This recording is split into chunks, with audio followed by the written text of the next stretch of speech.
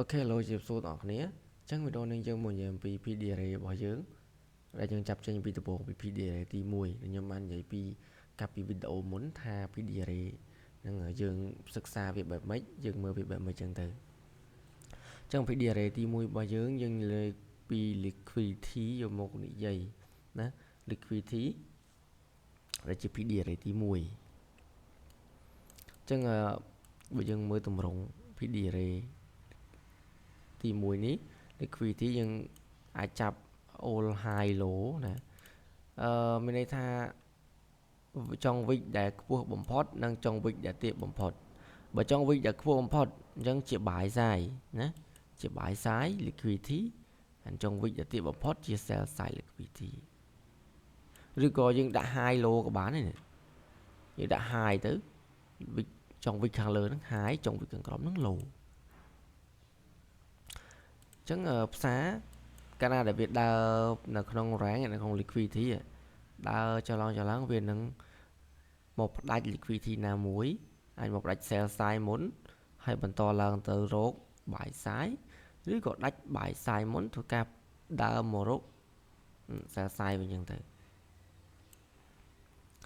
ញ្ចឹងពេលដែល scenario វាដើរចប់មក liquidity ជាហើយsweep អស់ហើយចឹង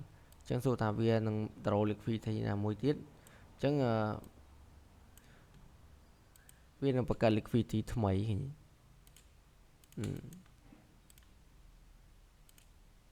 ពេលដែលវា sweep ហើយអញ្ចឹងវានឹងបង្កើត liquidity ថ្មីនឹងអាចនឹងត្រឡប់ដើរចូលក្នុង rank ហើយចេញទៅក្រៅ rank ហើយចេញពីក្រៅ rank ចូលក្នុង rank វិញហើយយក liquidity នឹងដដែលអញ្ចឹងផ្សារវាដើរអាស្រ័យដោយ liquidity អញ្ចឹងទៅ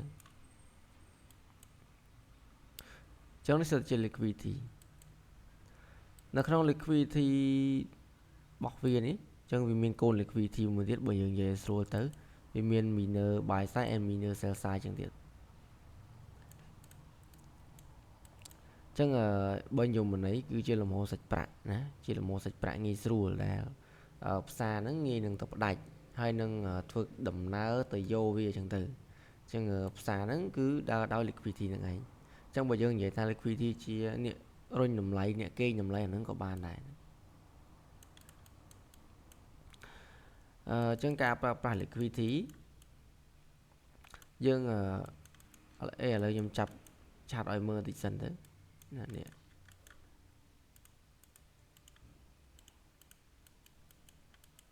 ចុង high low បងប្អូនចុង high ហើយចុង low គឺជា liquidity ឃើញផ្សារនេះបាន sweep liquidity ហ៎ឃើញ sweep ហើយគឺដកវិក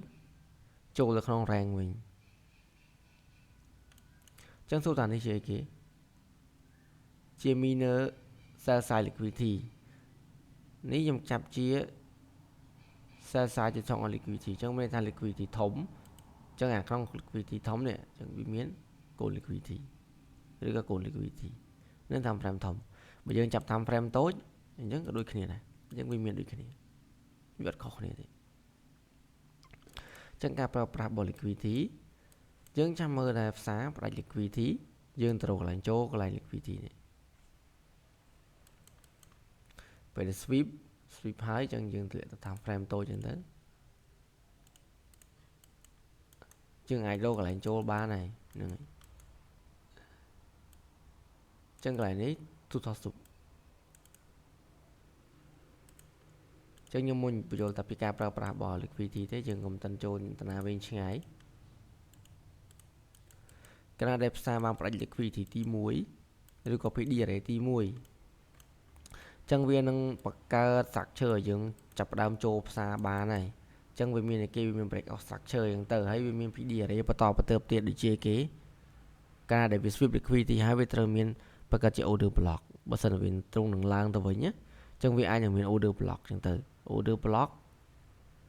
ហើយមាន FVG មាន rejection block អីចឹងនេះ rejection block ចឹងទៅមាន break out structure ហើយដើម្បី confirm ផ្សារនឹងឡើងទៅវិញណាចឹងដល់ពេលដែលផ្សារ sweep ខាងក្រោមចឹងយើងរកសនាយក buy ឡើងលើ sweep ខាងលើជាងរកសនាយក sell ចុះមកក្រោមវិញ នេះជាការប្រើប្រាស់របស់ liquidity ឬក៏ PD array ទី1របស់យើងនឹងវាអត់មានអីដែលត្រូវស្មុគស្មាញឬសាំញ៉ាំទេយើងចាំតែវា sweep ចូលពាក្យថា sweep ហ្នឹងមិន sweep ហ្នឹងមានន័យថាវាបានបុកផ្ដាច់អញ្ចឹងតម្លៃដែលដើរការពីមុននេះនៅត្រឹមនេះអញ្ចឹងដល់ពេលផ្សារបុកដាច់ភឹងចាអាហ្នឹងគេថា sweep ពេលវាបុកដាច់ហើយវានឹងធ្វើការអាចនឹងឡើងទៅវិញហើយនេះយើងទៅអាចឡើងដល់ត្រឹមនេះឬក៏ត្រឹមនេះឬក៏យក high នឹងតែម្ដងអញ្ចឹងទៅអាហ្នឹងយើងជាការ expect មិនមែនយើងច្បាស់ 100% ទេផ្សារវាអត់មានអីច្បាស់ 100% ទេណាទៅចាំកន្លែងនេះចឹងវីដេអូនេះខ្ញុំសង្ឃឹមថាអ្នកទាំងអស់គ្នាយល់បើអត់យល់ទេអាច comment សួរបានអញ្ចឹងណា